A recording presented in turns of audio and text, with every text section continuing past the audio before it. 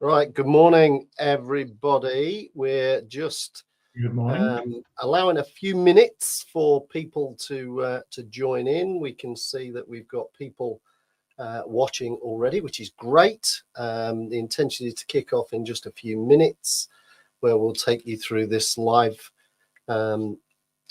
stream on what they don't tell you about leadership. So we're looking forward to that, aren't we, Rob?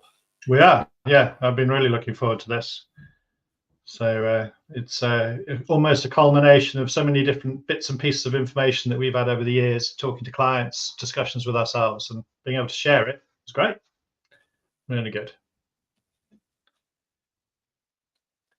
Okay, so we're 10:01. We said we'd kick off around 10:05 in the invitation, in the instructions. So just bear with us as we allow others to join. While you're waiting, it'd be great to hear where you're calling in from. You know, I can see people in the chat already, which is great. So good morning, welcome. Looking forward to taking you through the topic, and hoping to give you some great value that you can take away. So who have we got here? We've got Sarah, we've got Simon, we've got Joshua, we've got Louise, Eva, Lindsay, we've got Helen, Megan. Welcome everybody. If I've missed you out, it's not on purpose. And we've got Andrew as well. Hey Andrew, thank you for joining. Great to see so many people. It's brilliant. More to come. So as Ricky says, if you can just bear with us for a few minutes to allow others to join. Oh, we got somebody from Farnborough. Is it nice and sunny in Farnborough, Vicky? We've got Gibraltar. We've got Natasha from Gibraltar. We've got sunny Stoke, Norwich, France. Welcome from France. Bonjour.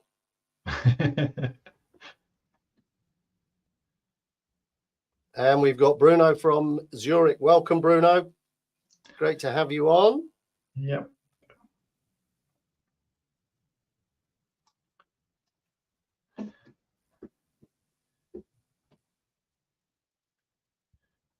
Glorious Stoke-on-Trent. That's fantastic.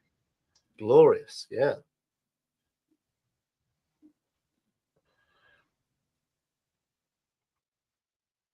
Okay, just 1 minute or so, and then we'll get you get up and running and get stuck into this this brilliant topic that we've got for you today.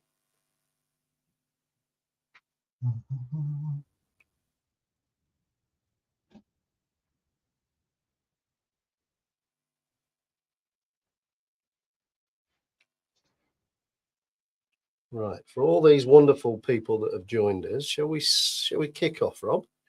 Yeah, let's at least get a shared screen up. Do that. And whet your appetites with the topic. I know you've already said what we're doing, it's in the instructions, but what they don't tell you about leadership. Looking forward to sharing some insights. And I can see we've got Leslie. I've known Leslie a long time, and she says it's cloudy and wet north of the wall. I'm not sure if it's anything ever different north of the wall, Leslie, but hopefully you've got the golf, the Open up there, and hopefully the sun will shine at least at some point over the weekend. Okay, so let's kick off, shall we? So welcome everybody to our webinar today. We're going to be unpacking what they don't tell you about leadership. So our goal is to bring some of this to life to help you in terms of your leadership journey.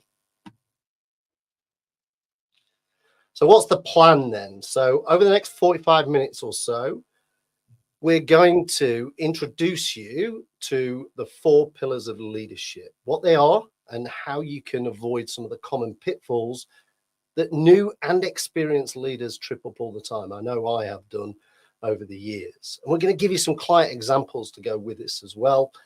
And we're going to leave you with some practical things that you can take away. So within that, you can pick and choose what works for you. Our goal is to give you some nuggets that you can take away.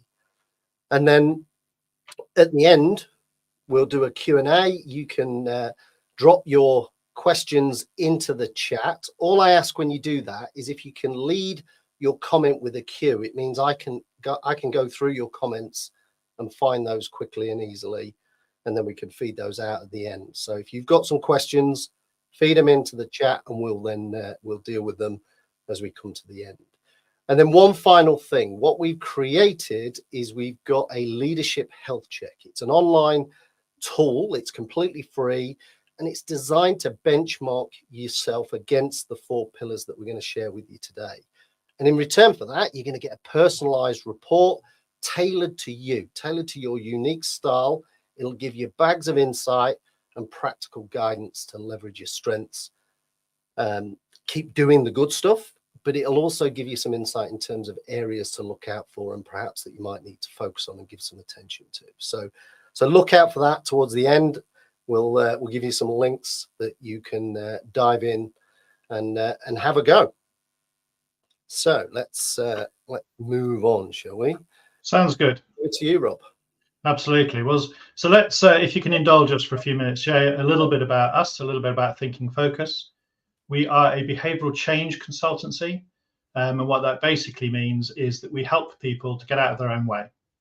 So whether you want better leaders or managers, whether you're wanting to develop yourself, to accelerate change programs, develop high-performing cultures, or boost productivity, what we do is we start with metacognition. Now, what that really means is, as we prefer to say, we help individuals, teams, and business units to be more effective by understanding how they think and unlocking their potential through thinking, whether that's clarity, creativity, or being able to actually make better prioritized decisions. So Ricky and I are 2 of the 4 co-founders of Thinking Focus, and the owners, and together we've helped so far in the last 8 years over 160 client organizations. We've developed, we think, about 10,000 participants, and delivered approximately 5,000 hours of coaching sessions. And as you can see on the screen, some of the people that we work with. So we're industry agnostic. Wherever people want to think differently and think better, then really that's who we work with. And we've got a question for you. So, what if we asked you the question, how did you feel the last time you were promoted? What we'd like you to do is just interact with us a little bit. So we've got a neat little app called Slido. It's not ours. I'm sure some of you have used Slido before. You can see a QR code there.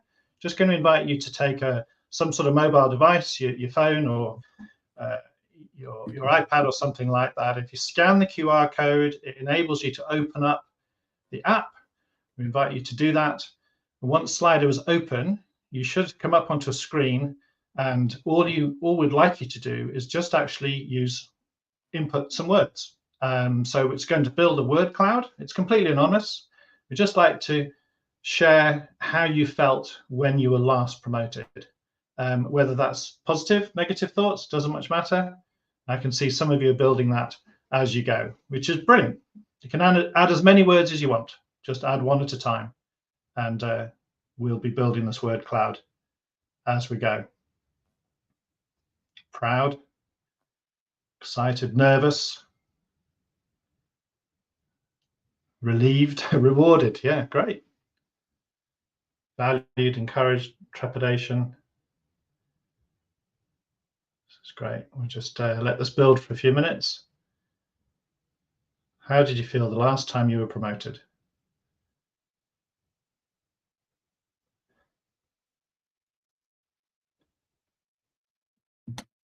So there's a whole range of both not negative, but very emotional connections to this, very natural connections to this, motivated, a little bit nervous. There's this mix and balance, isn't there, between sort of nervous apprehension when you're going to get promoted, then you get promoted, it's like, oh, that's fantastic. Now what do I do?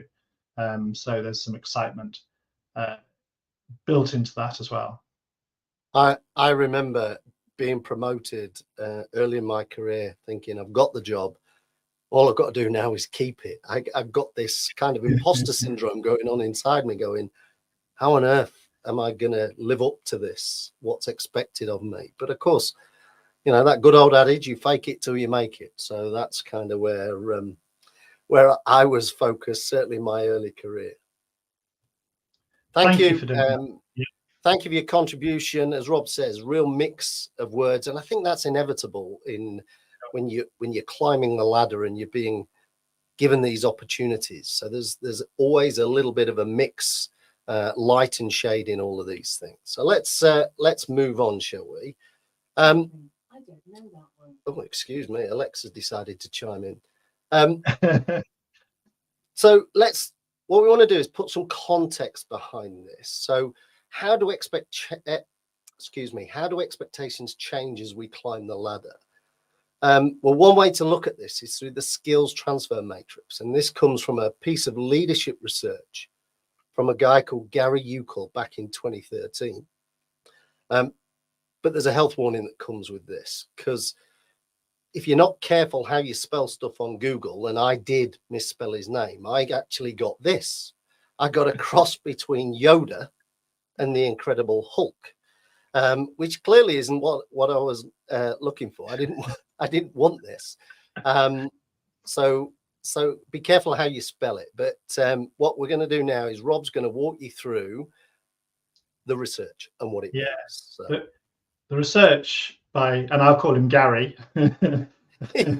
was really interesting. So he discovered that as we transition through leadership and as we climb the ladder, what is expected of us changes. So what we're going to do is build this graph view quite neatly and simply. We're looking at a managerial level that generically goes from junior to senior, as you can see, and compare and contrast that with the required skill level that we need. So and there are 3 different skill needs that we're going to look at here, technical being the first one. We start with a high need in a junior management level, a high need for technical knowledge, and that decreases over time. And it's quite a logical thing if you think about it, because actually in our early stages we get paid to do, in the later stage we get paid to think. So technical knowledge is not just a theoretical concept, it's the practical application of methods and systems we use to get the job done. Then, as you can see there are the interpersonal skills that are coming up. As we climb, the depth, breadth, and complexity increases as we engage with and manage more complex stakeholder environments. So over time, our ability to influence others becomes more important, both internally and externally. It becomes a critical factor in achieving sort of the broader organizational goals. And then finally, the higher you go, the more you will face a volatile, uncertain, complex, and ambiguous environment. If you're familiar with VUCA, that's what I mean by that. The world is more VUCA than ever before, which tests our ability to process and conceptualize new and emerging ideas. So technical skills are really things like methods, processes, and procedures, the ability to use tools, subject matter expertise. They diminish over time. Interpersonal skills that build as we go through this and start fairly high but move up.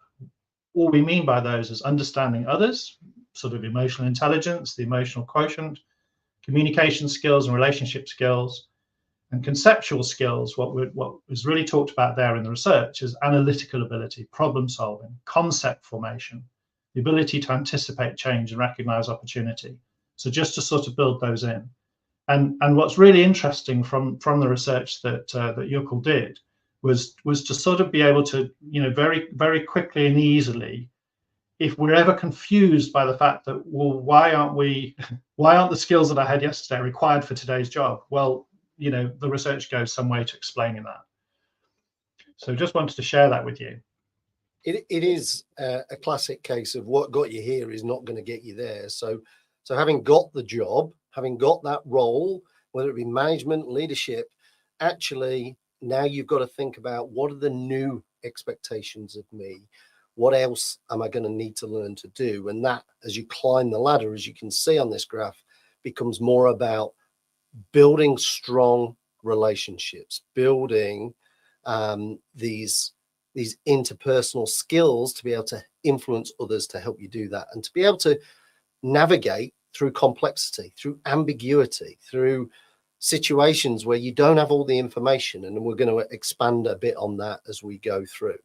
So thanks for that, Rob. Let's move into pillar number one. Yeah. Pillar number one, if I can click my mouse properly, excuse me, is all about personal pillar. And the personal pillar,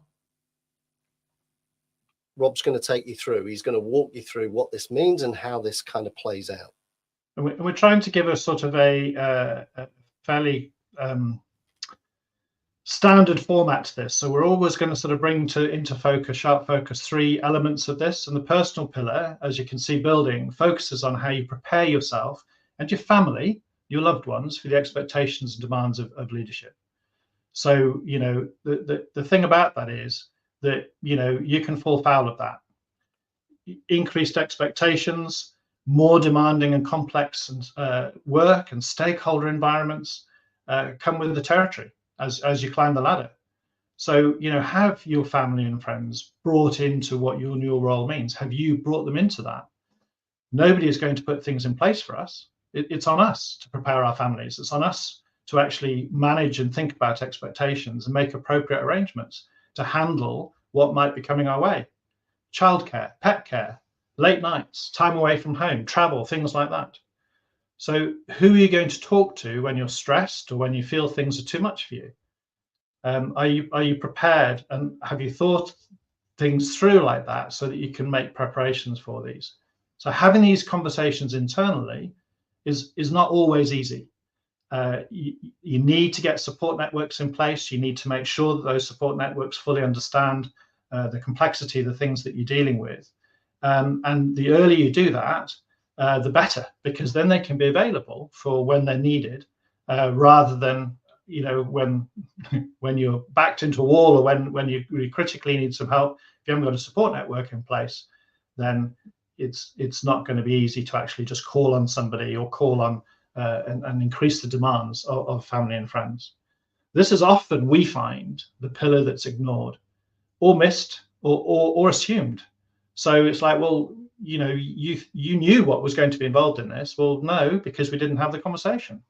So managing the relationships, especially with our loved ones, is crucial when we're repeatedly and more often, the higher we go in obviously leadership responsibility, when we're working longer hours or perhaps staying late without warning sometimes, we create patterns that might show others or demonstrate to others or indicate to others that we don't care. We're prioritizing the work over anything else.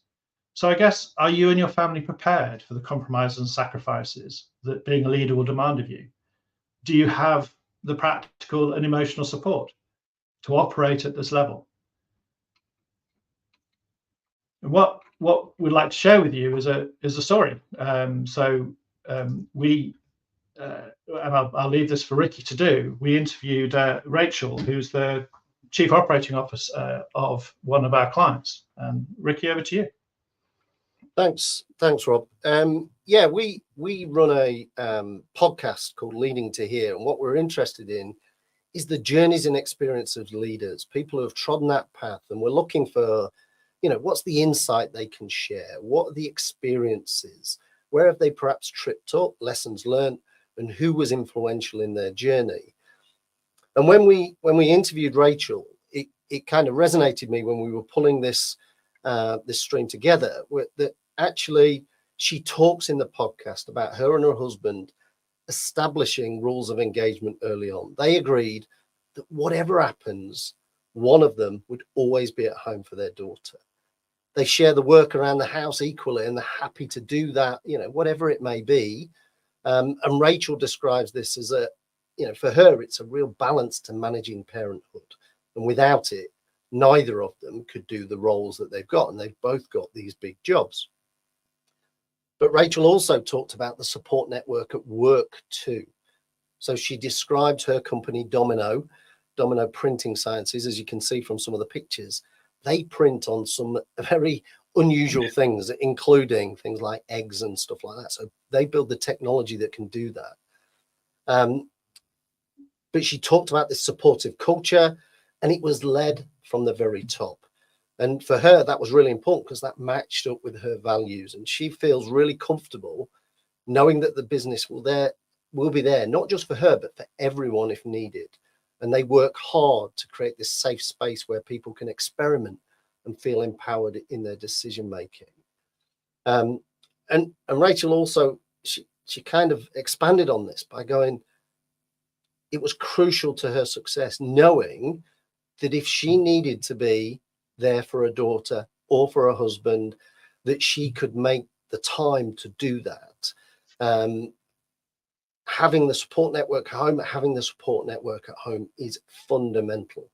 And of course, if you want to tune into Rachel's story, it's on YouTube or any good podcast service. So feel free to tune into that. But it was a real inspiring conversation that we had with Rachel. And the great thing about Rachel's story is that it's a real demonstration of this first leadership pillar that we've introduced you to, the personal one. And what we're going to do with each of these 4 pillars is to give you some practical steps to take away. And so the 3 here, as you can see, I'll just sort of talk you through engaging your loved ones early. As demonstrated by Rachel. Don't leave it until you're in the moment or under pressure to have the conversation with friends and family. Because a conversation that's fueled with emotion is rarely going to be a productive one. So have a discussion early, explore the implications and the ramifications of what might be happening, what could be happening, what's likely to be happening. If you do that ahead of time, then it's going to be a more rational conversation, and you can do that with logic and reason. A big watch out here is having open and honest conversations is crucial to align your needs with those of your family. And really to talk about things like, what are the compromises? What are the constraints? What are the non-negotiables? And that came through in buckets in the interview that Ricky's just described that we had to put the podcast together for Rachel. Secondly, set the frame and set the frame with your team. So another little sort of insight here is we recently coached a senior leader whose role changed to include 80% of global travel. Now, that, as you can imagine, impacted him personally and professionally. So we suggested that he asked his sons what they wanted from him. And all they asked was that when he was home, that he had dinner with them and spent time in the evening with them. On the work front, he then had a discussion with his team. So because he felt that he had to be there for his team, it was a need or requirement, we challenged his belief and said, well, hang on, explain that you need to protect your evening time that's been requested by your sons. And so he did. Between 6 and 9 was a family time blocked out. Don't schedule meetings at this time. And to his great surprise, his team went, yeah, okay, no problem. Full understanding. But it was just the engagement. Let's set the frame. And then thirdly, Rob, I think the big thing here is in this particular example, it was his beliefs, his perceptions about what he should or shouldn't be doing, how he should or shouldn't behave, that was the issue here. And when we challenge some of those norms, actually, he talked to his sons, teenage sons, and said, "What do you want from me?" And just that alone enabled him to allow them to give him the answer rather than him second guessing. And the same with his team. As soon as he said, "I need to be around for me, for my sons and my partner," they were like, "No problem." There was no debate, no discussion. They just went with it because that's what he did. He set the frame. Sorry, Rob, back to you. No pushback. No, cool. And then the third one is to access support and resources. In some cases, it might be that you need more support than you feel is available to you at the moment, including some professional support. So it might be necessary to navigate the practical and emotional challenges of leadership more effectively by doing that. We work with many senior people. We really enjoy that part of the work that we do. And in helping through perhaps coaching or through conversations and challenging, as Ricky's just said, some of the beliefs, to process things and challenge assumptions, sometimes just listening, then actually it's no real mystery why a lot of senior people have coaches and mentors. They won't necessarily shout about it, but they just need somebody to hold the mirror up, somebody to be a sounding board, somebody external to talk to. So occasionally you might need more specialized help. Maybe that could include from a counseling service for emotional support. The point here, I guess, is it's your career. So take ownership. Don't let other people drive you, as it may not be to the destination that you were thinking about for yourself. Might not be something that, it's you taking control of the direction and setting the frame, if we go back to number 2. Okay, Rob, thank you. Right. We've still got, after cognitive, we've still got awareness and we've got resilience coming up, just so you know what's on the agenda. So in terms of the cognitive pillar, really the cognitive pillar is, can you think at the right level? Do you have the skills, tools to solve these larger scale problems? How will you portray confidence? When you think back to some of the words that we got in the word cloud, trepidation and nervousness and things like that, how will you portray confidence when inside you're feeling out of your depth? Are you prepared to make decisions when there's no right answer? When you don't have all the information? And I think for us, in this cognitive pillar, leaders are going to handle a wide range of often complex issues and strategies. And let's face it, how you're going to handle them is going to set the tone for whether people want to follow you or not. If you're emotional, if you're volatile in the way that you work, then, we lean on the work of Steve Peters here, and your chimp will take over. Your people will believe that you're not in control, and they'll lack confidence in you. No one wants to work for a leader who's not in control. And of course, when the stakes get high, this can become amplified if we're not careful. Clarity. The fundamental aspect of every leadership role is the ability to simplify complexity. This clarity helps people understand what's expected of them, so they can easily spot misalignment, adjust, or at least challenge it to ensure that everyone is working towards those same outcomes. Creative thinking, well, that's how we help others to think broader than those tried and trusted methods that we're used to, expanding our thinking beyond the established norms. Let's test what could work. How might that work? What are the alternatives? What haven't we considered? Can we break out of that default that says, well, we always do it this way?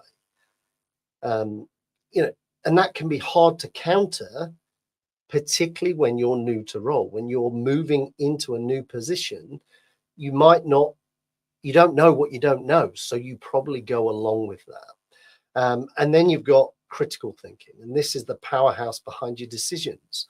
It's about how you evaluate what the criteria is that's going to deliver success. How do you back that up with evidence and data? So you're not going with what we've always done, or you're not going with your gut, your instinct, and just your experience. You create this kind of rounded view in terms of how things are decided, in terms of the cognition, the mental agility to be able to perform at that next level. And that leads me quite nicely into Neil's story, which Rob's going to take you through. Yeah, I was just thinking the link there, the cognitive agility is just describes Neil down to a T. So Neil, again, we had the great privilege of interviewing him for our podcast series leading to here. He's the managing director of a law firm, FBC Manby Bowdler. Now, unusually, he's not a lawyer. So in this sector, I would, before I even met Neil, thought, oh, well, every person who's in a law firm must be a lawyer, right? But he's not a lawyer. Yet he's overseen tremendous growth, having successfully transitioned from the financial service sector, his background, into the complexities of a full service law firm. When we interviewed Neil for the podcast, he outlined how important data was for him in making decisions. So the cognition that he brought to this was, I need something to enable me to make robust, informed decisions. So even when faced with people issues, he confidently shared with his HR director that, that he needed to be across this, and he needed, in fact, some information to enable him to make really sound decisions. And his operations board provided him with additional data points so that he could make decisions, again, based on data in a very fast-paced environment. And remember, not based on the fact that he has legal training behind him. He's more than happy to draw from a range of sources to inform his decisions, although he's careful not to be caught out by limiting himself to a defined set of people. So, one of the things that we're that's become very apparent to us over the years when we're dealing with people is involve other people, and Neil is a great exponent of that. So there's great examples of making sure that he doesn't, by involving the right people and involving a broad range of people, he's getting the information that he needs on which to make some informed decisions. And he also described to us that actually this is a way of being able to avoid groupthink. It's a way to avoid some of the biased thinking that's prevalent with all of us. Which is a great example for us about the cognitive pillar coming into effect. So let's give you 3 practical steps then. Okay, so pressure comes with the territory. The higher you climb, the more you're likely to be exposed to stresses and pressures, particularly making decisions that you don't have all the information for. And the reality is nobody's going to feel sorry for us as we climb that ladder. So we need strategies in order to level up in this pillar. And here are 3 things to think about. So number 1, manage your chimp. Your emotions are going to kick off when you're feeling stressed, when you're feeling at your most vulnerable. So one of the techniques that Steve Peters talks about, he's the author of the chimp paradox. He talks about asking yourself if you want to feel this way.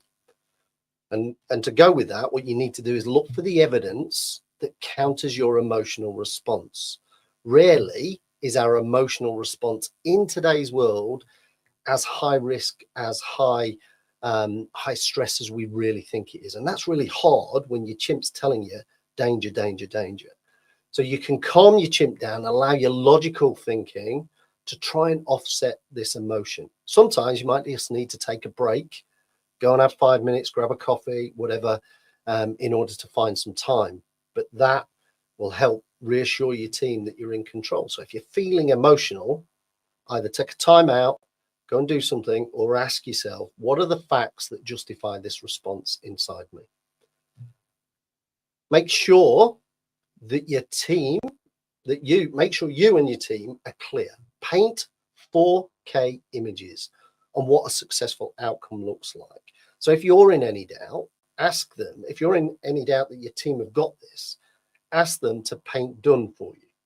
And this is a lovely little kind of technique that Brené Brown of Dare to Lead talks about. She will ask her team to paint done. In other words, describe what a successful outcome, describe what the completed project, completed piece of work is, in order for them to then articulate what that looks like. What that enables her to do is go, there are some gaps here, or actually you've nailed it, that's exactly what I want, away you go.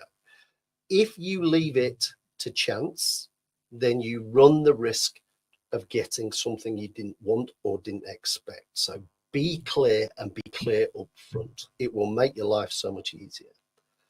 And the third thing is about making robust decisions. And in order to do that, we first need to create some divergent thinking, what we would call creative thinking, being prepared to open up on what might be possible.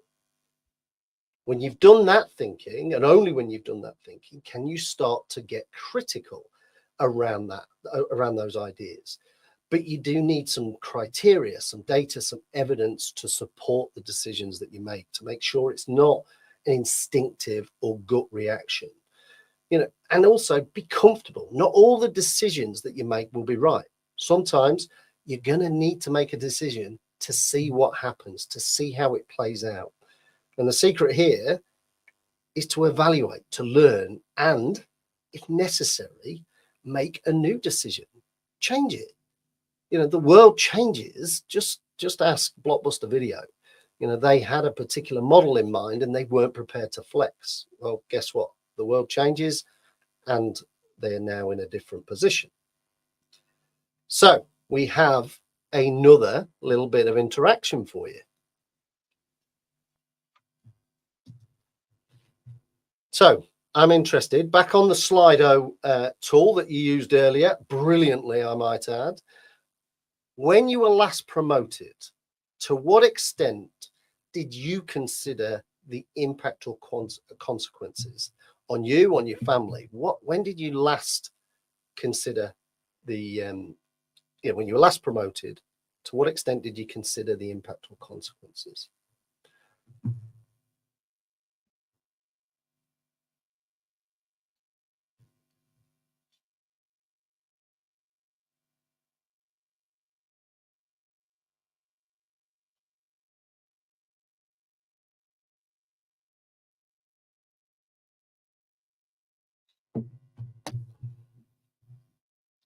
There's some thinking going on here.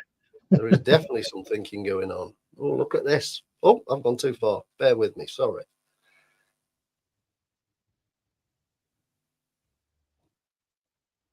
Okay.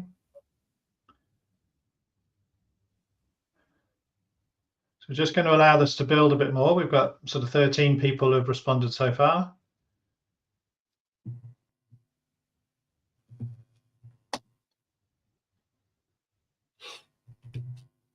It's good to see I'm not alone, that some people feel the same as I did. Yeah, I'm me. Except I think I've got another one.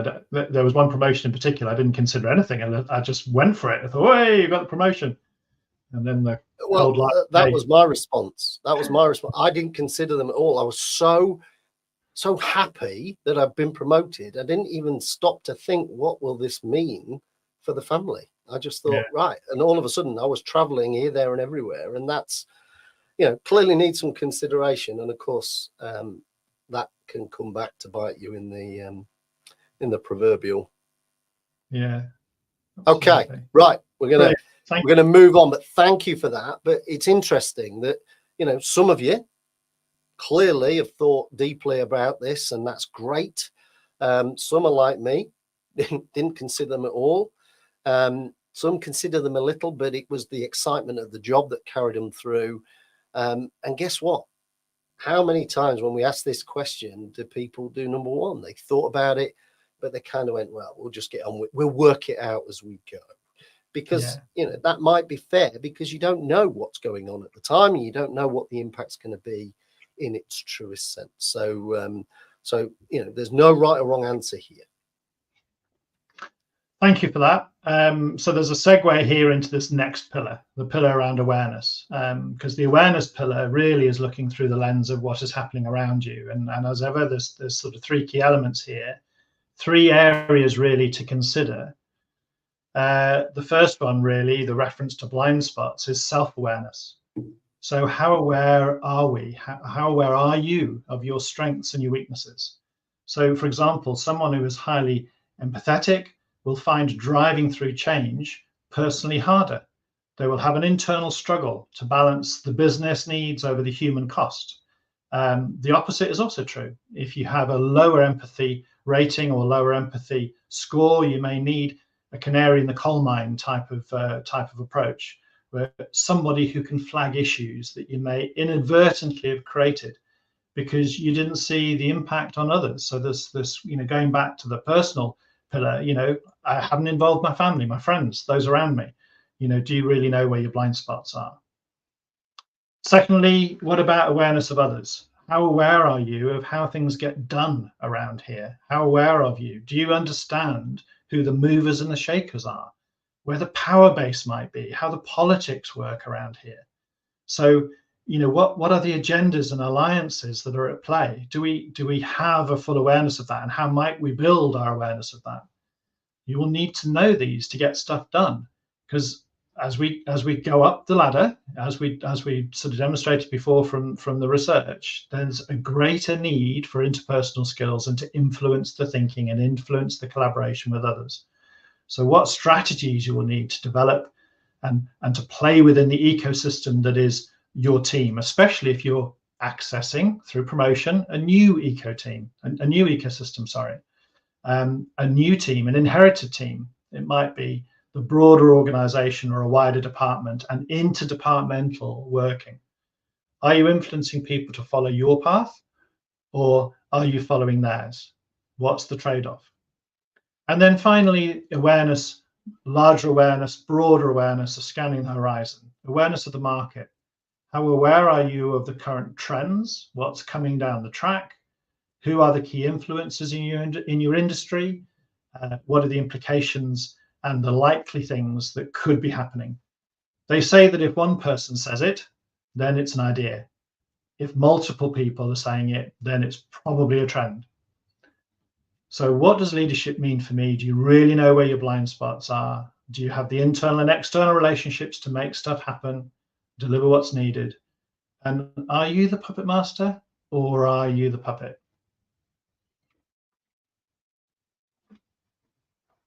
Okay. Which brings us to another leadership story.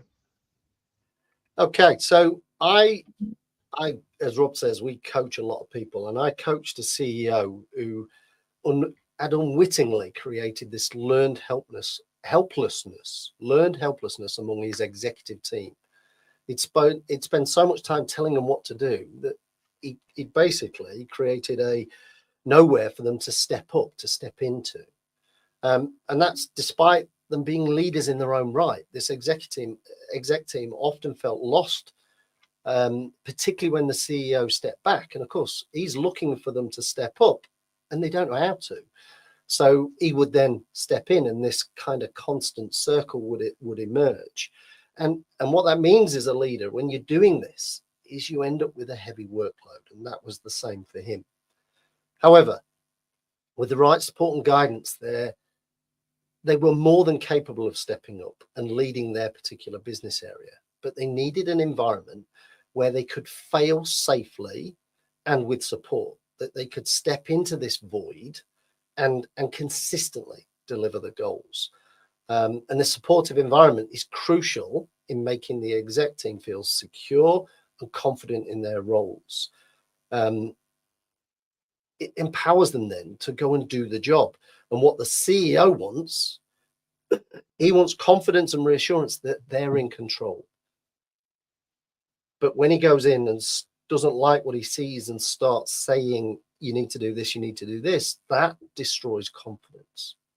So what I did, I spent some time with the CEO to help him with his interactions with his team, to create some strategies that would help him to let go, but be able to test for confidence without his shadow destroying it. So his leadership shadow would come into the office well before he arrived. And alongside this, we worked with the CEO. We both looked at how we developed the exec team and the culture of the exec team to push back, to push him up, out, so he could actually focus on what he was paid to do, which is to scan the horizon, look for opportunities, head off the next big issues, and of course, getting the right people doing the right things right. That's his job. And actually, it took some time, but we got this exec team to perform at a level that he was comfortable with, and he was able to step back, and they were able to step up. And of course, the problem with when you all step down is that starts to squeeze below. So we end up with this idea that we've got is where you all end up doing the job of the person below. And if you think back to that leadership transfer exchange at the very beginning, we need to step up and step out of the way, but we need to do that by creating capability and confidence around us that people have got this.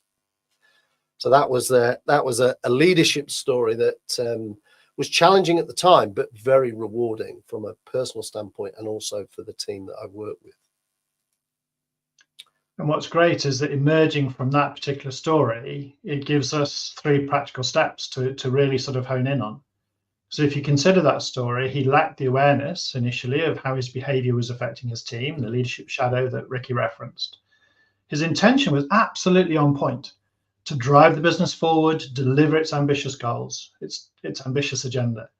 However, his personal impact limited his team's performance and didn't empower them. That wasn't his intent, but it didn't empower them as he'd hoped.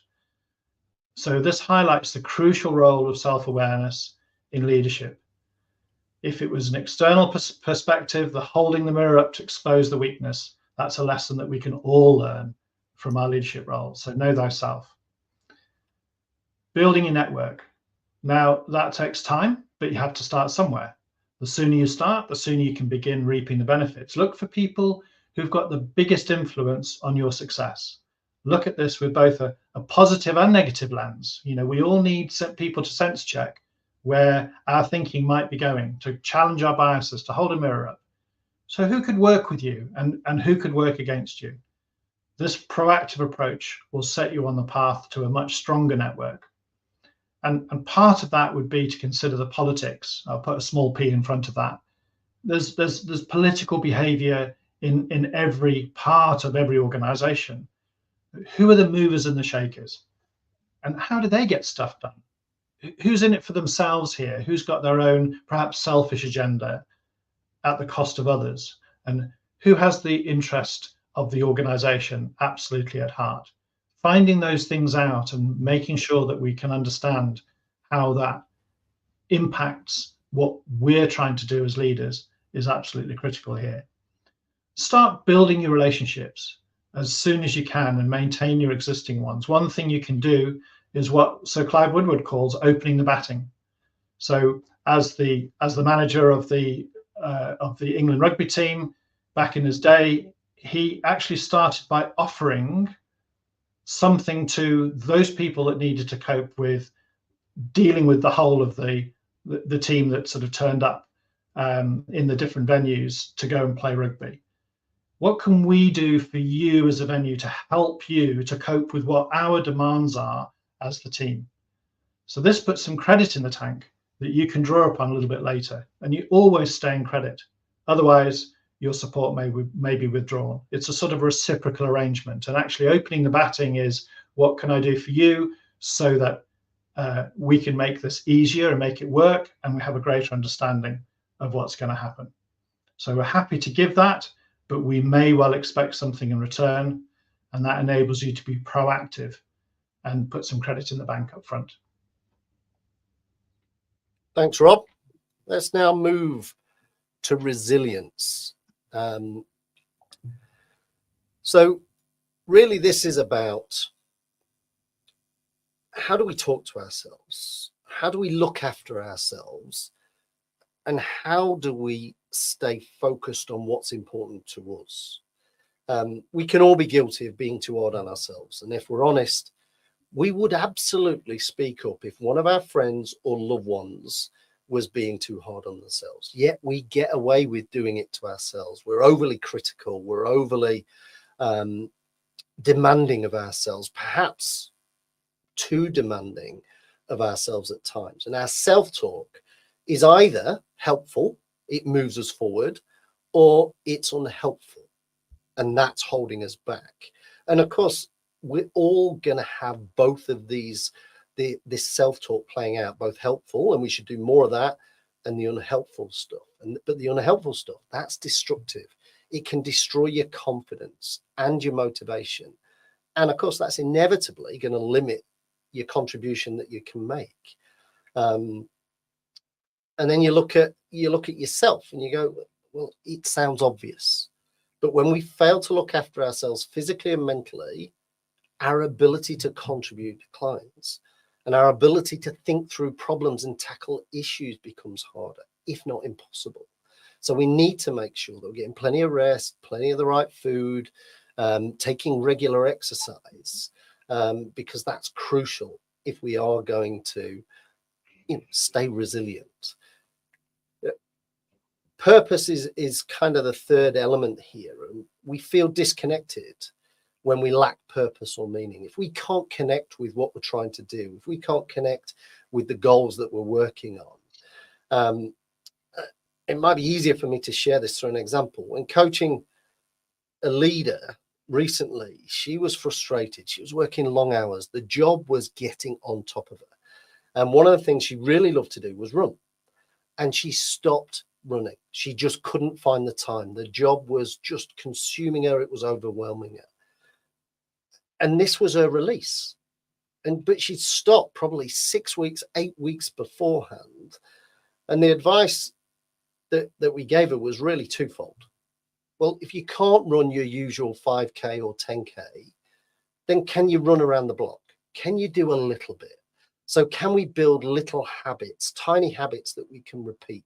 So no matter what happens, we can always do a little bit. And if that turned into a 5K run, then so be it. But actually, the art of running was what we were focused on.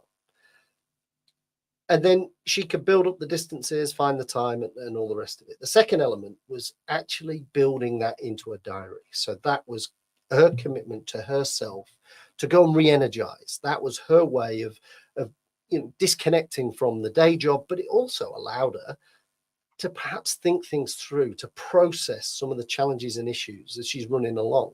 And that was really powerful for her. And now she's back on track. She's restored her resilience. She's got back in the game, as she described it. And she's now able to clear her head, whatever happens, even if it's a 15-minute run as opposed to a 30-minute or even an hour run. I'm not sure I could run for 15 minutes, let alone an hour. But yeah, so in essence, we need to look after ourselves. And that leads us to a bit more on resilience, which Rob will talk you about. We're hoping Absolutely. This doesn't make you all want to jump for the loo, by the way. And we've got a great story coming up that demonstrates resilience. But we like to imagine resilience as a water tank. So when something unexpected hits us or we feel a bit overwhelmed, imagine the tap on our tank opens up and it releases some water. The amount will depend on the impact of the situation, of course. But if you have multiple situations, you'll have multiple taps. And of course, the water tank drains quicker. If we don't replenish that lost water from our reserve of resilience, we're going to hit a wall. We're going to run on empty, quite literally. So depending on how hard we hit the wall will determine, of course, how long it will take to recover. And for some, that's a long time. Burnout is a unfortunate circumstance that could end up as poor resilience. And there's a lot more burnout around, certainly these days, than perhaps we knew or were aware of before. Some people are, of course, more resilient than others. Resilience arguably is a learned trait, a learned skill. You can help yourself to be more resilient. The good news is that you can replenish your tank of resilience. And there are everyday strategies that will enable you to be more resilient, to maintain a healthy level in your tank. So let's hear about Steve's story, and then we'll give you 3 practical steps about how you can do that. Okay, so Steve's an interesting character. He's a brilliant storyteller. We interviewed him for our Leading to Here podcast. And Steve went to the FA Cup semi-final back in 1989, which was the fateful Hillsborough disaster where 97 people lost their lives. He was there. He was in the pens that were affected. And inevitably, that's going to impact you. That's gonna set you back quite a way. And he talks about in the interview, he talks about how he lost his mojo. It caused him to give up on his career aspiration of becoming an architect, and he fell into this spiral of unhealthy living, wondering what's the point of it all. And his world literally turned upside down later that year when his then girlfriend fell pregnant. She's now his wife, by the way. And all of a sudden, he's faced with this responsibility and this pressure. And how am I going to cope? Because he hadn't got a job of note. So he went and found one at the end of the road. There was a mill. And he went and joined what we now know as Allied Mills, got himself in there. And what Steve's done is transformed his approach. So whenever Steve takes an opportunity, he looks at, how do I make the most out of this? So this kind of bounce back that he had from some pretty life-changing experiences, he uses that as his catalyst for rebuilding and replenishing, and he supports all of his people around him. He's now head of technical and milling for Allied Mills, which is part of the ABF company. But if you get some time, I would definitely check that podcast out. Yeah, it's a great story. So 3 fairly simple things, very simple to read, maybe not so simple to do, but first of all, can you be your own best friend? Notice how you talk to yourself. Are you overly critical or disparaging? Do you put yourself down? Or do you encourage yourself? Do you look for evidence of past successes and imagine yourself achieving your goals? So, can you be kinder to yourself? That's a great start. And if you're not being, hold the mirror up to yourself, be your own best friend. You have to ask yourself in the right tone of voice, how could I do this? What first step could help me to move forward? Helpful questions said helpfully. It may sound simple, but adopting healthy habits like eating well, exercising, getting quality sleep can be powerful motivators, because actually looking after yourself is important for our overall well-being. Healthy mind, healthy body, but both, you have to sort of go the other way around as well. Healthy body helps your mind. Be purposeful. So prioritize, be true to your values, link the purpose of the organization, the purpose of the work that you do with the values that you have and you hold dear. Because if you're true to your values and you pursue meaning in everything that you do, then that's crucial to actually becoming more resilient. Make sure that what you're doing and what you're prioritizing is right for you, because otherwise you'll lose your mojo. If you can't connect with what you're doing, it won't inspire you, it won't sustain you, it certainly will drain your resilience, and you need to demonstrate how this adds value to you. So be your own best friend, look after yourself, be purposeful. Now, conscious of time, we've got a few things to share with you before we let you go. So we've built a leadership health check, and you're welcome to take this health check. It's completely free. You can effectively get some insight, some personal insight, as you take that challenge, and it's going to give you a report, and that report will give you some insight into what's going on. It will give you some insight into what you can do about that, where to focus. It will celebrate the good stuff that you do, and it will give you some watch outs around there. So the link, as you can see there, is assess.thinkingfocus.com/LHC, Leadership Health Check. So feel free to make the most of that. What I'll also do is I'm going to pop that in the chat too. So if you want to copy and paste that out of the chat, feel free to use it. Like I say, it's completely free. Make the most of that as some resource to give you a sense check, but also to give you some support and some resources to help you along your way too.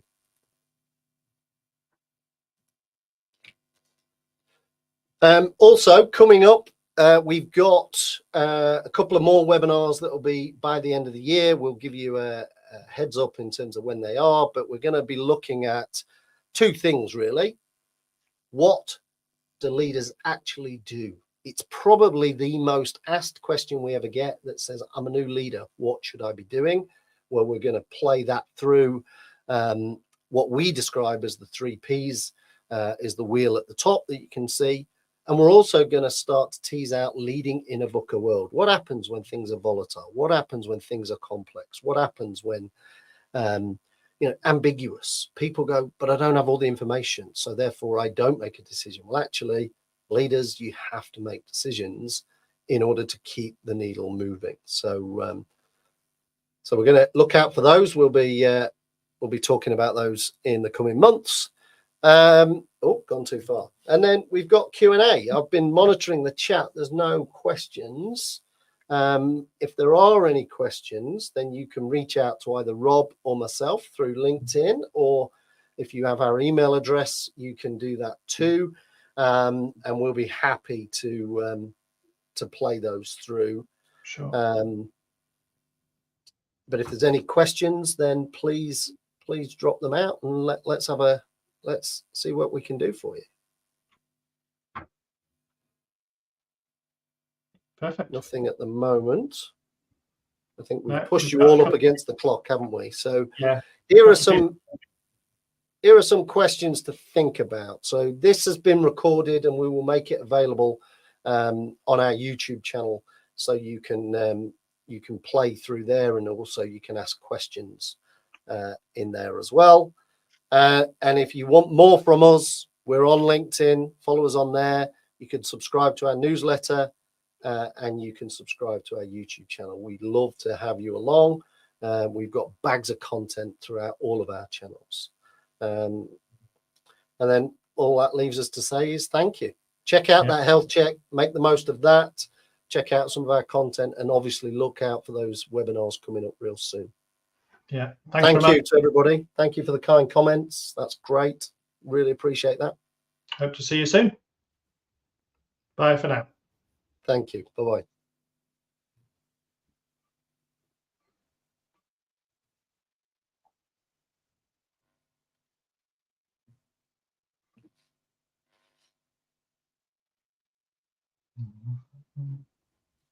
Thank you, Lindsay. Thank you, Josh. Thank you, Victoria. Thank you, Andrew.